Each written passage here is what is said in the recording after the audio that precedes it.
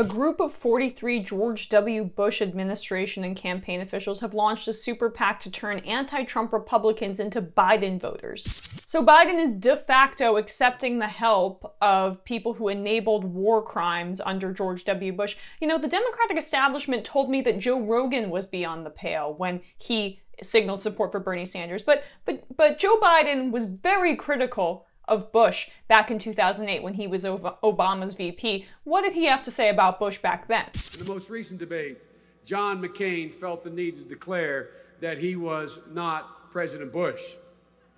We know that old expression. You ever heard it? Have you ever heard it? He doth protest too much.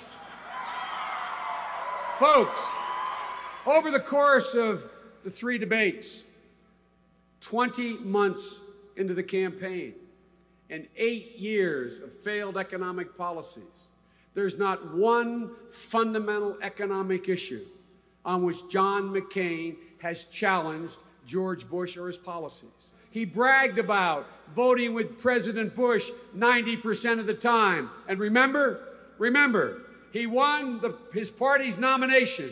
How did he do it? By telling the Republicans and the American people that there was no stronger supporter of George W. Bush than John McCain. If it looks like a Bush, if it sounds like a Bush, if it votes like a Bush, it is a Bush economic philosophy.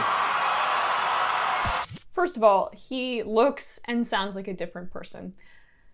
How times have changed. Back in 2008, he saw going after George W. Bush as an effective way for him and Obama to be elected.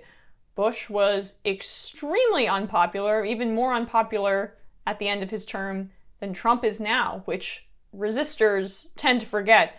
But then once Obama and Biden were in office, oh, it's all buddy-buddy with Bush. We're all in the same power circles, and they're not going to do that with Trump.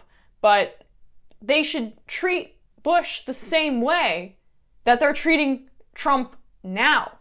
George W. Bush was a war criminal who completely abandoned the people of New Orleans, the black people of New Orleans in Hurricane Katrina, botched that, sent us again into illegal wars, killed Iraqis, Afghanis, locked people up in Guantanamo Bay who were completely innocent and refused to let them out, trampled on civil liberties. Oh, and he crashed our economy, which Biden talked about there. This rehabilitating of George W. Bush is really disturbing, enabled by Obama the other day, by the way, on a live stream with Joe Biden, where he said that Bush believed in the rule of law. He started an illegal war based on lies so that he could invade a country and extract their natural resources and go up in the polls, and was also just stupid and misled. And I would love to ask these officials who are backing Biden now, what substantively do you see as the difference policy-wise between your former boss and Trump?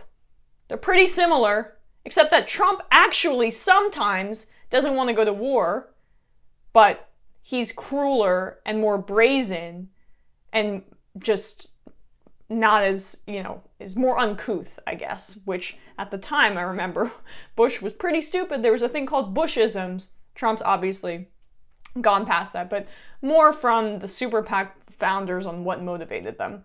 Karen Kirksey, the director of the committee and who worked on the Bush 2000 election campaign and in the labor and agriculture departments, said the endorsement of Biden is not necessarily in full support of his political agenda, but rather in full agreement with the urgent need to restore the soul of this nation.